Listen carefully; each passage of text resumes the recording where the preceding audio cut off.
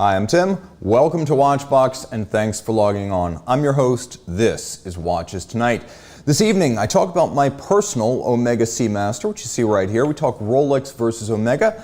I share your viewer wrist shots and we chat live. Sean is on the switcher. Now we've got the live box going. We've got Edward of Sweden. We've got Soma R, Mark of Brooklyn, Enrique Casiano joining in, Mateo C, Richard Combs of South Florida, Joe Pinto from Louisville, Jim Millett, a good friend across multiple media, Hal Bopp, Thomas Burnett, welcome to all. A quick note about all of you fine friends out there. You are the reason we had thousands of entries for the Lunch with Me contest. So you can bring 3 friends to a lunch with me at our New York boutique. We're gonna have watches, we're gonna have food, it's gonna be a grand old time. Unfortunately, we could only open it up to domestic US clients at this point. So it could have been a lot more folks, but we're still thrilled with the turnout, virtually that is. I'm gonna pick the winner. He's gonna be announced at the end of the show, so stay tuned. When we get to the end, you're gonna find out if you and 3 friends are going to New York with Watchbox. All right. If you've ever wondered where my Dan Reuter chronograph came from, you know that watch well. It's been all over my wrist, my social media. It's been around the world with me in the last year. It was actually a design we used as the prototype for the Tim Mosso Facebook group Season 1 watch. So we wound up making 25 others like it, with only a few detail variations in color and graphics. Now, I'm actually proud to announce our group's Season 2 watch from Sartori Biard. This is really cool because the design is my creation, the color offers flexibility to suit different tastes. The purple model is the core, that's the one I created first and still love best, and that's the one I'm getting. But we do offer it in British Racing Green, Slate, Dark Red, Havana Brown. The key thing is to keep the grille and the crosshairs and the alpha hands. And you can see the dial's actually made of several different layers. So this is full custom right here. We've got the rose gold grille. We've got the frosted crosshair dial, which is really nice because the center of it is going to be granular. And you can see it's got that sandpaper-like texture. The alpha hands are gorgeous. I hate Dauphine hands. I love alpha hands. I suspect British Racing Green will ultimately be the best seller. As with the Reuter chronograph, 100% of all the purchase price goes to the creator, who is Armand in France. He is the guy who's making the watch. He is the guy who created the SB04 model. Not 1 cent of this goes to me. It's purely a sort of patronage for the independent watchmaking scene, especially smaller guys who are operating, 1 horse, 2 horse. That's sort of the idea. It's almost like a mini Harry Winston Opus series, a very mini Harry Winston Opus series. Now this watch is only for members of my Facebook group, but you can sign on tonight, join the group, and then you'll find the link at the post I put at the top of the page, and that's where you can order it. We're only making 25, like last year. We're holding it to 25. We're going to stay pretty disciplined about that. We can get different colors. No one outside the group is going to be able to buy the watch. We've got a landing page. If you buy the watch, you can find the link in my post at the top of the Facebook group, and it's going to be 3,800 euros, which is about 500 less than you'd pay if you actually went out and bought this from Armand as a custom commission. So check out the Talking Time with Tim Mosso Facebook group Season 2 SB04 from Sartori Biard.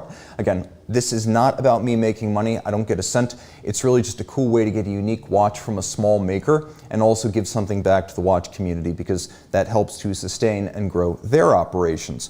Nate Dogg joining in, high and rising. We've got John Goodman, who's a fan of that British Racing Green. Eric Nielsen, hello from my GTS. We've got Gags joining in from Ascot, UK. And Miroslav joining in from Europe.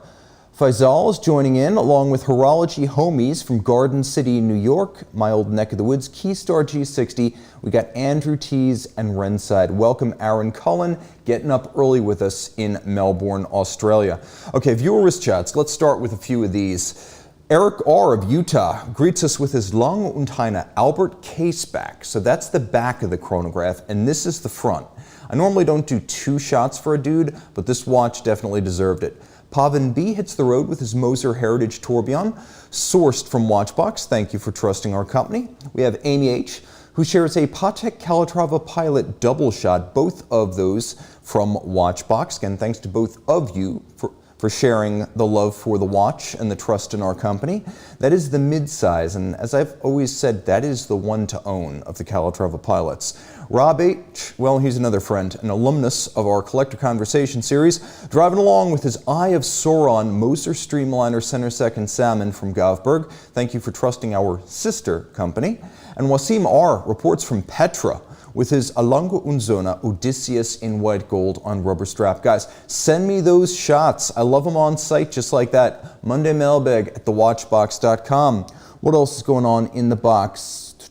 We got Nate Dogg joining in from Florida. Glad to have you for the start of the show. He's wearing his IWC Portuguese Perpetual calendar. He's got the 5021. That's old school. And he got that one from Jason Main at Watchbox, who's one of our longest standing employees, Florida-based these days. He's one of the best dudes I've known in my time in the watch industry. He is a very cool person, definitely. Buy watches from Jason. What else is going on? We got Rob K. and BNS Alessio. We've got Eric R. from Southern Utah. He was on your screen, now he's in the box. Buchik 1 from Poland. This is a global affair, guys. This is going to be a lot of fun. I'm going to talk about a watch that you've asked about and you've rarely seen it, but folks ask why I never wear my Omega Seamaster Diver 300 meter. So I've taken the liberty of wearing it tonight in anticipation of a full play-by-play review. Let's talk a little bit about where this watch came from. Back in 1948, decades before I was born, there was the original Seamaster. Now that's the modern day Seamaster 1948, which is designed to look like the original. It's very similar and very true to the design of the original. You can see that it was not initially a dive watch. It was a water-resistant dress watch, what we would call maybe an all-arounder today.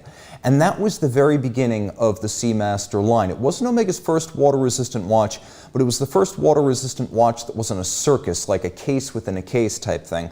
So 1957, we get the Seamaster 300. Now we're talking about a real dive watch, because the 1950s was the era of the dive watch.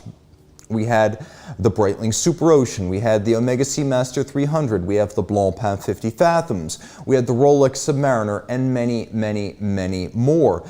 Jump to 1973, and that's actually my grandpa's retirement watch. A lot like the original Seamaster, this was a so-called Seamaster DeVille, which indicated it was a water-resistant DeVille. Again, not a diver, but a water-resistant watch. 35 millimeters rolled gold. It's got, I think, a 565 automatic caliber in it. A very cool heritage piece that's been in my family as an heirloom now for decades. 1993, jumping forward, this watch came out. Now we see the hero of today's program.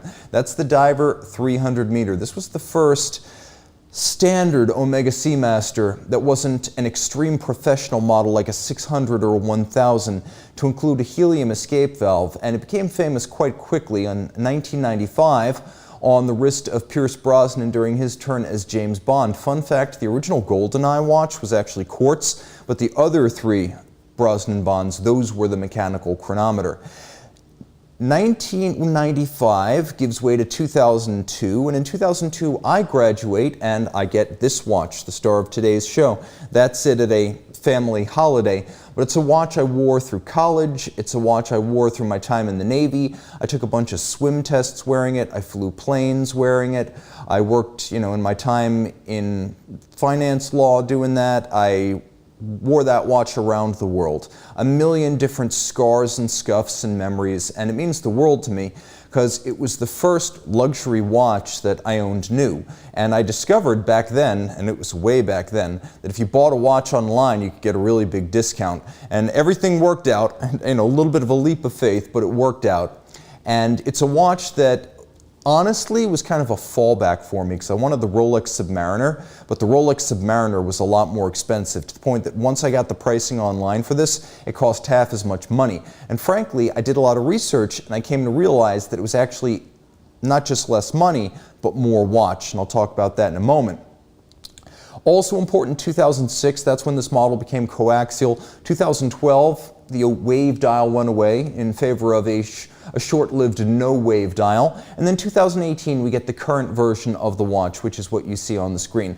Which brings me to another important point. This watch, which is now 30 years old, has been the longest lasting Omega Seamaster design in the history of the Seamasters. You notice how the Rolex Submariner evolved slowly, but fundamentally you could recognize the 1953 watch as the ancestor of today's Submariner. That's not the case with something like a 1948 Seamaster, or even a PloProf or a Seamaster 1000 from the 70s. There have been so many different variants that for a long time there was no definitive core Seamaster model.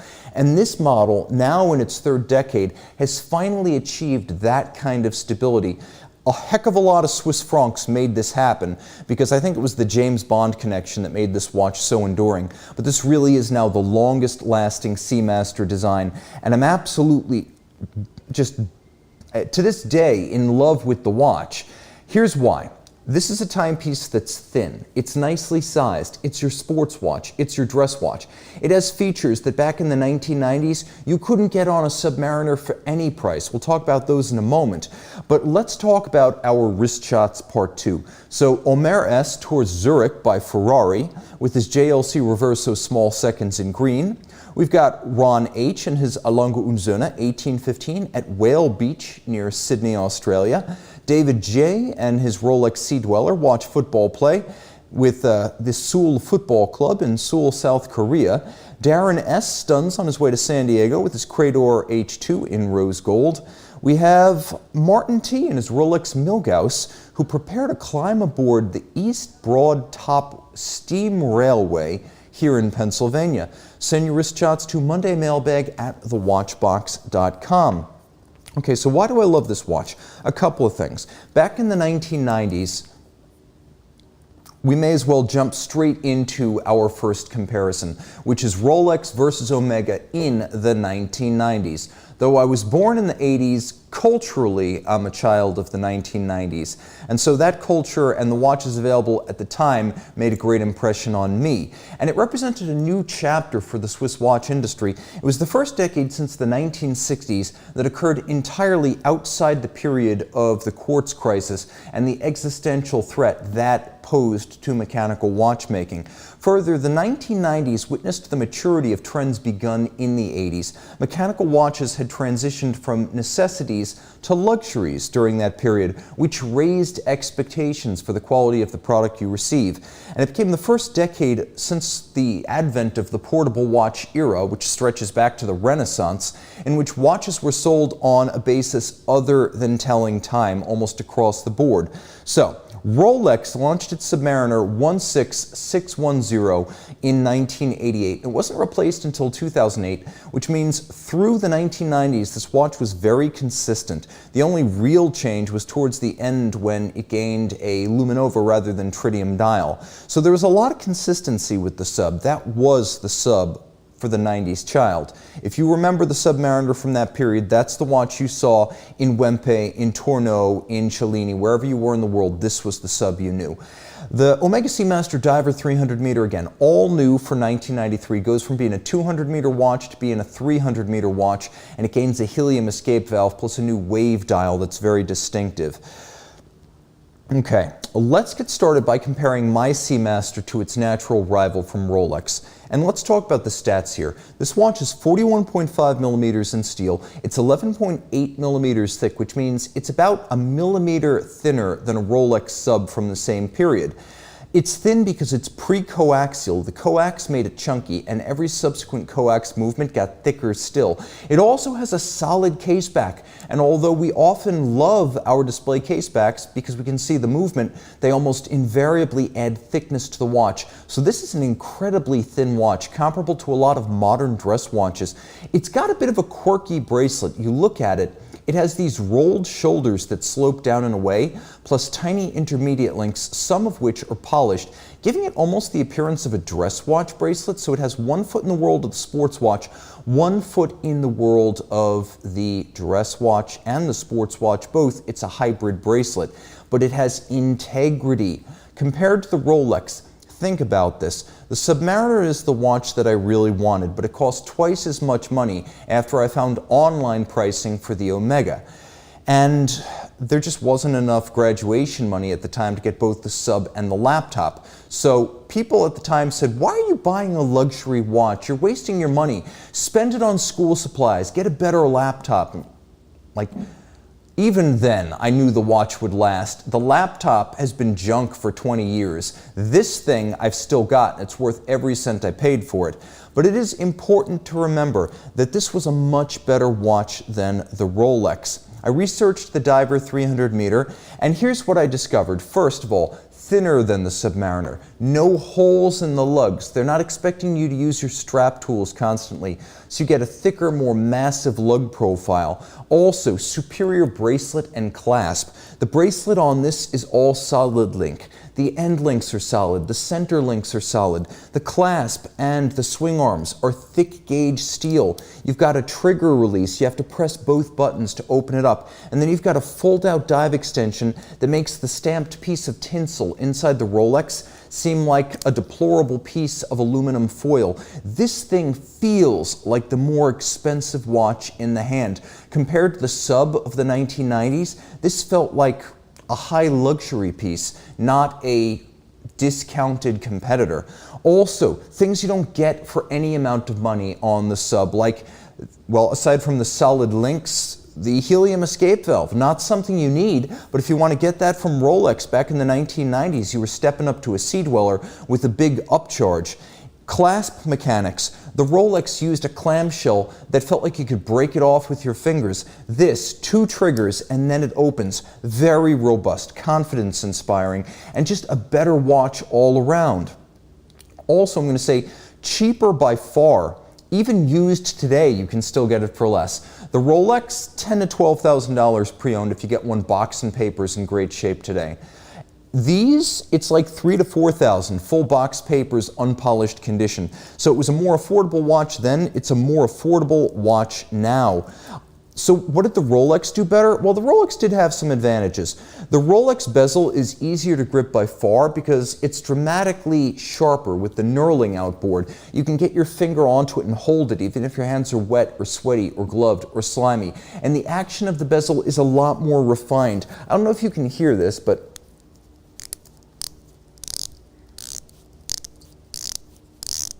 you can't hear it as much as you can feel it. This bezel's a little bit grittier. It's hard to manipulate even here with dry hands, so the bezel of the Rolex is a whole lot better. The Seamaster bezel has this very shallow scalloped edge that makes it just a pain in the butt to grip. And the Rolex dial with the black lacquer, the white gold hands, and the white gold indices just looks a lot more expensive. So in the 1990s battle between the 16610 and this one, the 253180, this was the better watch. The Rolex does have some advantages. The Rolex doesn't feel like a better watch unless you put them both on straps and experience them that way. This watch just pulled out ahead because of the clasp, the bracelet, and the dive extension. Movement-wise, they're almost equivalent. They're both chronometers, they're both automatic. Really, the tech specs are so similar it doesn't even bear mentioning. I'd also say if the Rolex bracelet has one advantage, it's that it can be sized using a screwdriver, whereas this was a pin sleeve bracelet and it didn't actually upgrade to screws until the late, actually I'd say till about 2012. So for a long time this was a pin sleeve bracelet, even in the 90s. As tinsel-like as the Rolex bracelet was, removable links fixed by screws. Okay, let's see what you guys are doing right here. Check out our chat box. Okay. We are talking Rolex versus Omega, and this is my personal experience. I did a lot better getting this watch. Okay, round 2 involves watches that both are and aren't rivals. The Rolex Daytona and the Omega Speedmaster Moonwatch Caliber 321. So these are watches that are almost identical in price, almost identical in size, both full bracelet steel sports watches and chronographs, but there are a lot of distinctions. Before we jump into those, let's see what you guys have to say about this. And we have Derek joining from London. We have Alessio saying vintage Rolex bracelets are literally made out of Spam can material. They're the worst feeling thing. And we have Gail Mibson saying boring looking, especially at the bracelet. And we have a question from Simon C. How much does that watch weigh? I'd have to guess, but in mass, I would say maybe 140, 160 grams. What else is going on in here? Karate Chop saying, not sure about the bracelet. Had that SMP and the bracelet failed on me twice. I've been wearing this watch since 2002 and I've done some violent, ill-advised things. I crashed this thing on a bike. I smashed my hand into walls 1,000 times. I hooked it on things that nearly ripped it off my wrist. I've never had a problem. In theory, maybe the pins inside could get worn down if they were removed and refitted too many times, but I've never had a problem. And actually, I've never heard of these bracelets failing. I have heard of the Rolex bracelets failing. What else is going on? We have Jim Millett saying, love the SMP 300 from the late 90s with the blue sunburst dial. Indeed, it is the Omega Waves. We got S and J joining from the nation's capital, DC, taxation without representation. Mr. Z joining in from Long Island, and Reckon 32 jumping right into our topic, saying 321 Speedy is greater than Daytona. Derek P. asking, why did Omega put such a poorly designed bezel on their diving watches when their military watches had proper high grip bezels? I think they were doing it to make it look sleek, and it does look sleek, it just doesn't work that well. The Planet Oceans are a whole lot easier to use. This thing, you really have to set the bezel before you get your hands wet or you're never going to be able to move it. Okay, jumping back into this topic, this is a good one because a lot of people are cross-shopping these watches today and both of them sell at a premium compared to new. But the Steel Daytona is all new for 2023, not in any way that makes fundamental changes to the model. You can see the difference. There's a little silver halo around the edge of the bezel, some changes to the sub-registers, tiny details. There's a little crown down at 6 o'clock, things you could easily miss. Aesthetically, this watch has hardly changed since 2016. It's still 40mm stainless steel, automatic, full bracelet, no date, mostly solid case back if you're getting the steel model, and 100 meters water resistant. But you put all of those factors together, it becomes very different than almost anything else on the market. Really, 40mm steel, automatic, full bracelet, no date, solid case back, 100 meters water resistant. How many other watches can you think of that give you all of that? Which is why the Daytona remains fairly unique. Now, the Speedmaster is not the equivalent, not in the sense that we just rattled off the stats. This is a different type of piece, similar in some ways, but critically different because the Speedmaster Caliber 321 Ed White is essentially a vintage recreation of the historic reference 105003 as carried by Ed White himself on America's first spacewalk in 1965. It was announced in 2020, 1 year after the movement itself came back into production. And it's 39.7mm in steel. This is a pre-moon case without bevels, without crown guard structures. So Daytona versus Speedmaster. Let's start with Daytona. At $15,100, this thing is getting crazy expensive. Just in the last 5 years, it was $2,000 cheaper than it is right now. And yes, it's outpacing inflation. I will also say that sure, the Omega is $15,400 in its own right, but it's also made by hand, in low volume, and required tons of new, non-existent tooling in order to bring to market. Remember, the new Caliber 321 watches like the Ed White are built in a special Omega workshop where one watchmaker builds one watch, Blancpain style. It's almost traditional high horology, and this Rolex is made by a machine. I believe there's only one operation that's manual, and that's the placement of the movement into the case. Whereas the Omega movement to case to dial assembly is all done by one watchmaker, which makes its price of $15,400 a little bit more palatable and more understandable. Now the Rolex does have some advantages here in the form of its clasp. It's got 3 slots where you can move the spring bar inside the clasp to fine-tune the fit. It's also got the EasyLink 5mm tool-free adjustment. It's got 2 locks on its clasp. One is a lift lock system with a release trigger, the other is a clamshell, so in theory maybe a little bit more secure than what you get on the Omega. There's an obvious dial quality advantage over the quasi-vintage Speedmaster. If you jump back between them, you could see that on the Rolex, we have a beautiful lacquer dial, white gold crown, white gold indices, white gold hands, applied hour indices. You go back to the Omega, and you can see that the whole dial is printed, and we have base metal hands that have been basically white varnished. The only applique is the Omega logo, and it's not made of gold. So from a dial quality standpoint, advantage Rolex. Rolex also offers 2 dials on the steel model, so you've got your choice. I like the black, the market has spoken, the market likes the white, but you do have the option to go either way. You've got a lot. Automatic winding, a 72-hour power reserve, That's a lot longer than the 55 you get on the Omega, which is a manual. Plus, you've got a COSC chronometer certification with the Rolex, plus Rolex adjusts it to keep time no worse than -2 plus 2 seconds per 24 hours, and that's a full watch test run by Rolex.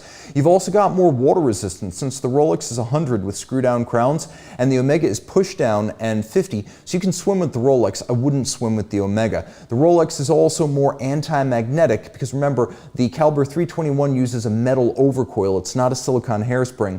Rolex uses a niobium zirconium alloy, and the Rolex, being a more modern architecture, is also more shock tolerant. So it is, in almost every regard, more of a sports watch than the Omega, and it has to have a far more modern movement. Some people like a lateral clutch. I like a lateral clutch, but I will admit that a vertical clutch, as on the Rolex, is more advanced and seamless in its operation.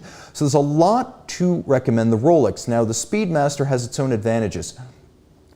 Only the gold and platinum Daytonas give you sapphire casebacks, but every Speedmaster Ed White includes a display caseback, and the Ed is in steel. It's also a better looking movement no matter what Rolex has done to the 4131 or 4132. You've got the soulful caliber 321, originally created as a collaboration between La Magna and Omega in the 1940s. It flew to the moon on the pre-moon Speedmasters, but it also went into high horology. Breguet, Patek, Vacheron, all of those high-end brands used a version of this movement. Carries real historical relevance that no modern Rolex Daytona caliber can match. Again, the 4130 and 4131 have not been to the moon. The legacy of this movement and the watch is endless. Space, aerospace, astronauts, genuine heroic figures. That is all part and parcel to the story you buy into when you get the 321. The Daytona, well, it's a highly coveted motorsports trophy, but between race car driver and astronaut, as much as I love cars, even I have to admit that the astronaut is the greater badass. He's both an athlete and an engineer. I can't think of anything that's a more complete person. Each caliber 321 is assembled by that one watchmaker per watch, which means it's a lot more interesting to the watch nerd than the Rolex, which is, I guess, multiple machines to each watch. Okay, now, Big Tony saying, need a different version of the Speedy in a waterproof case with a new automatic movement and a 3-register layout. You know what I'd like to see? I'd like to see the dark side of the moon case with the caliber 321. I think that would be really neat. I think it would be great to see it in 42 millimeters. I think it would be great to see something like the Apollo 8 with the 321. I think that would be like the ultimate combination right there. And then Roger's asking, Tim, why wasn't the Platinum 321 Speedmaster from 2019 included in your recent Top 10 Speedmaster show? There are only so many slots. These things can get too long, and I feel like 40 minutes is too much runtime already. Mark S. Tim, can we agree that the term integrated bracelet should only refer to watches with proprietary lugs and end links? Yes. So, for example, Rolex Submariner, Omega Seamaster, not an integrated bracelet. If it's literally part and parcel to the shape of the case and the lugs to the point that no other bracelet or strap would fit, that's an integrated bracelet. Think Nautilus, think Overseas, that sort of thing. Okay, jumping back into our regularly scheduled program, wrist shots number 3. Well, Car A rides with Porsche and Vacheron Constantin on a sunny day. Brian M. sails near Zanzibar on a dhow with his Linda Verdlin 3-timer. Andrew K. and his Rolex explore glaciers in America's Glacier National Park. JCS captures close detail of the Elka watch collaboration with Ace Jewelers of Amsterdam. Greg I. and Caius the dog enjoy the company of the Tudor Pelagos FXD MN21. Send your shots to mondaymailbag@thewatchbox.com to see your watches on this box. Rolex versus Omega continued niche watches. So niche watches or niche watches from mainstream brands arrive periodically, and as of last Wednesday, Omega is back in the regatta timer business. So let's see what we got. The 2023 Seamaster Planet Ocean Deep Black ENTZ, or ETNZ I should say, is a 45.5 millimeter black ceramic regatta timer connected to Omega sponsorship of the America's Cup Emirates Team New Zealand. And that is their boat right there, their planing or hydrofoiling monohull.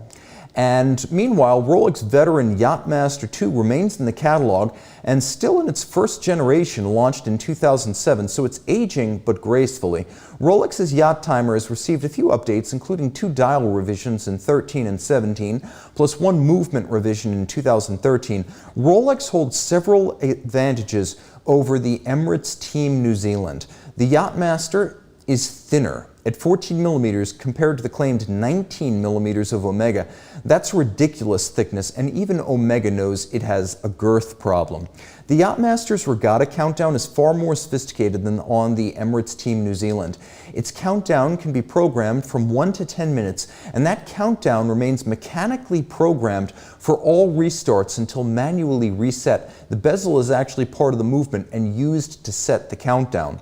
The system flies both back and forward, so it's a fly back, but it's also a fly forward, which can be useful for match racing during regattas. And the Omega's regatta timescale consists only of a standard dial with a little bit of graphics, and then at the very bottom of the 3 o'clock register, there's a little disc that shows you the minute countdown. So modest modifications to dial and movement, whereas the Rolex movement is a regatta timer built from the base plate up, fully customized. The Omega does have some obvious advantages over the Rolex. The Emirates Team New Zealand is cheaper. A steel Yachtmaster 2 costs $18,700, and this Planet Ocean Chrono costs $13,300, which means it's a lot more accessible and it's better loomed. It's also full ceramic. The Emirates Team New Zealand is black ceramic and almost impossible to scratch. Both watches have a solid case back, but the one on the Omega is more interesting. Omega offers a time zone function for independently setting the hour hand, which is great for traveling. And then it also includes a full dive bezel that allows you to perform concurrent timing. So 2 separate intervals can be timed, 1 dive and 1 regatta. It's still a dive watch in addition to being a regatta chronograph. To that point, the Omega gives you a lot more versatility if you can wear it. It is huge. Now let's journey back to the thrilling early days of quartz, when the technology was still new, exciting, and viewed as the premium option, not as a cheap way to keep time.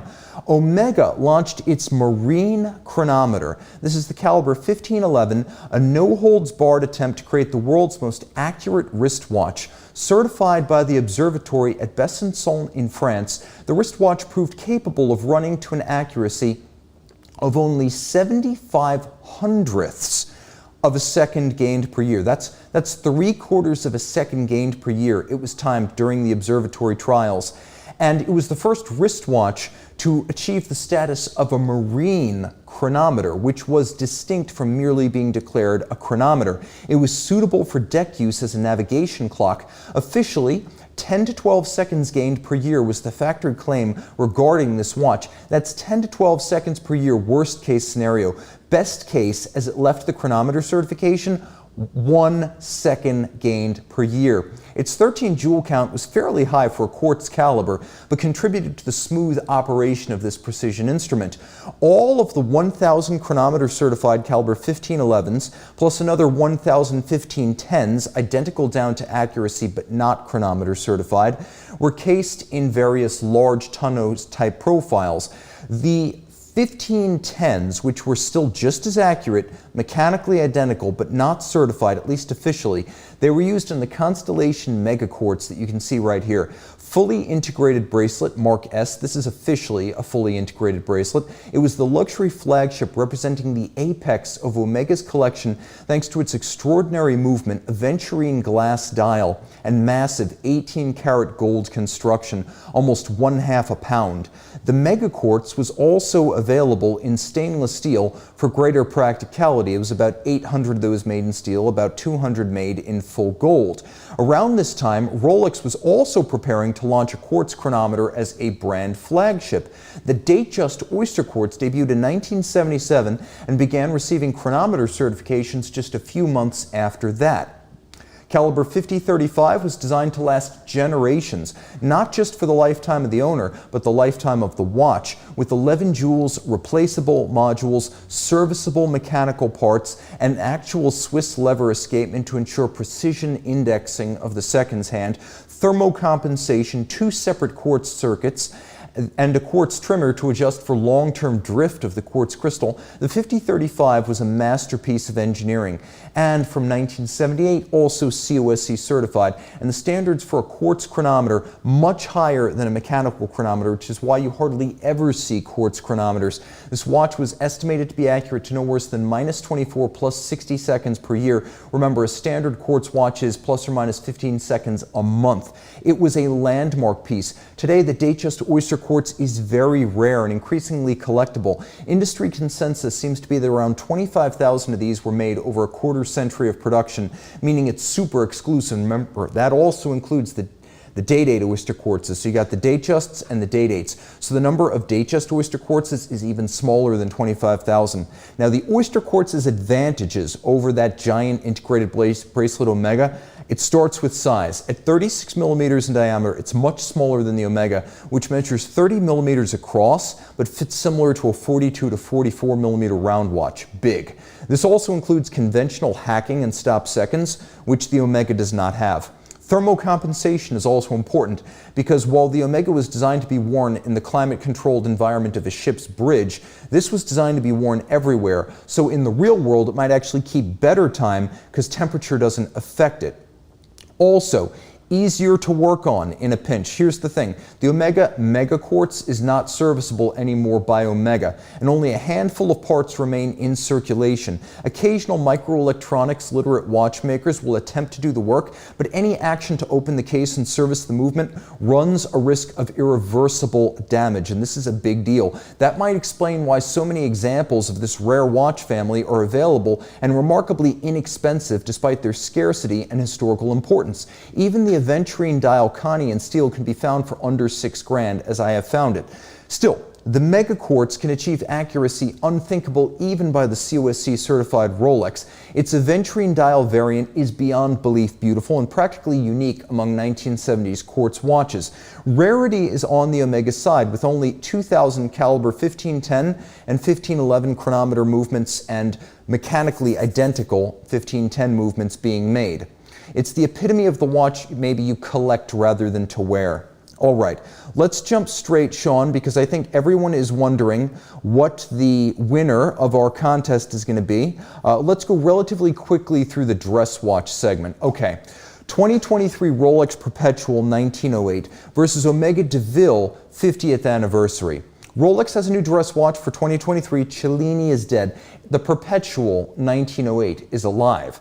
If there's any weakness in Rolex's dress watch game, it's Rolex's dress watch game, as the company's decade-long failure to dominate the dress watch market is odd given how Rolex dominates in sports watches. The new Perpetual 1908 models have arrived looking for all the world like the old Cellinis. There are some differences. 39 millimeters in diameter, 9.5 millimeters thick. The Perpetual is a compact package similar in size to the old Cellini, but with thinner cases, sapphire display backs, and dial detail that set the new watches apart from the old Cellinis. For now, only white and yellow gold are offered. We do have caliber 7140, a new movement, visible behind a display case back, and now with silicone hairspring. You can see Rolex Siloxy right there. More power reserve, now 66 hours compared to the old 48, but still. The watch also features a double deployant clasp, so you do get a little bit of a material upgrade.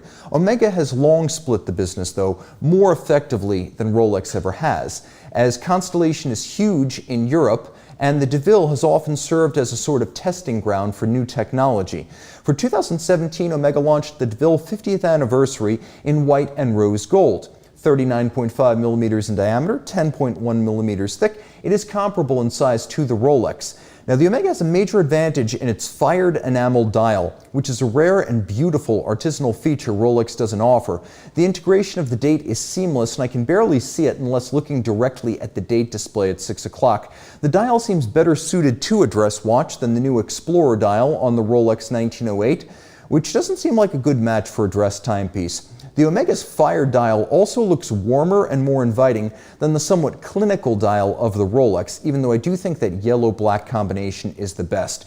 In stores, the white gold DeVille costs, well, $15,400 against the white gold Rolex's, wait for it, $23,300.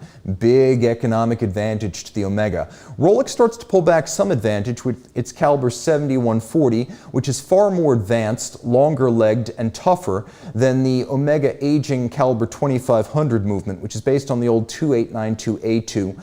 Shorter power reserve, more delicate architecture, and again, its ages old. It's converted coaxial, not purpose-built. The Rolex movement is better in almost every regard. Plus, I will also say this, tougher and longer-legged and visible. I have to go with the Rolex caliber, which is big and fills the case back quite nicely. The Omega back is solid and rather nondescript, though you can see the god Chronos right there. The Rolex also offers more luxurious appointments courtesy of that deployant clasp we talked about before. The Omega uses a pin buckle. Side profiles of the Omega and the thinner Rolex reveal a differing design approach, but the Rolex looks blade-like and graceful, whereas the Omega, if you go back to it, looks a bit like a frumpy Blancpain Villeray dress watch case, so I think Rolex wins that round. In the end, I would take the Omega on the basis of its Breguet Arabic numeral enamel dial alone. Okay, viewer wrist shots number 4. Abdul R. enjoys the moment in Cairo with his Anordain Model 1 teal, Greg I, and well, Caius the dog. I think we saw them earlier. This is another friend from Tampa, Florida. Sorry, your name escapes me, though you made quite an impression. A couple of different machines. That does seem like a very Florida wrist shot right there. Hannes L. and his Tudor Pelagos overlook the golf course in Burgenland, Austria. Sorab P. and his Yema Urban Traveler visit Pittsburgh. And we have Eric O., who takes us home with his Rolex Steel Platinum Yachtmaster and Audi. Send your wrist shot to mondaymailbag@thewatchbox.com. And now to announce the winner of our Lunch with Tim sweepstakes. We had thousands of entries, and I'm grateful to everyone who entered. We will do this again, but Kevin Consul is our winner today. Kevin, congratulations. Our care team will be reaching out to help make arrangements, including logistics and the lunch of your choice. Until then, everyone else, time out, Tim out. Thanks for logging on, and for Sean on the switcher. Be well and have fun.